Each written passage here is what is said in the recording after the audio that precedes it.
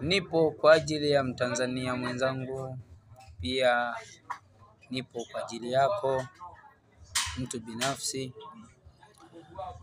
Kwa yale utakayoyasikia hapa ni umoja wapo wa vitu vyangu ninavyovipenda sana, pia na itikadi yangu kuvifanya hivyo katika maisha yangu, kwa sababu sijaona kitu kingine cha kufanya zaidi ya hiki ninachotaka kukifanya hapa, kwa sababu maisha yangu nimewekeza muziki. Pia kwenye muziki ndiko nimewekeza maisha yangu, na pia kwenye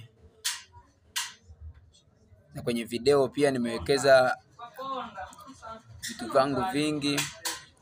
Kwa hiyo siwezi nikasema kwamba labda fani yangu, labda kazi yangu ni kazi nyingine zaidi na hii, ila hii ndio naamini kwamba ndio kazi yangu ambayo nitakwenda kukueleza hapa mbele kazi yangu inamaanisha nini na nipo kwa sababu ya kufanya nini. Kwa hiyo endelea kunisubiri, pia nitakwambia vitu vingi kupitia kazi yangu hii ninayoendelea nayo kuifanya, na hiki kitu ninachokipenda.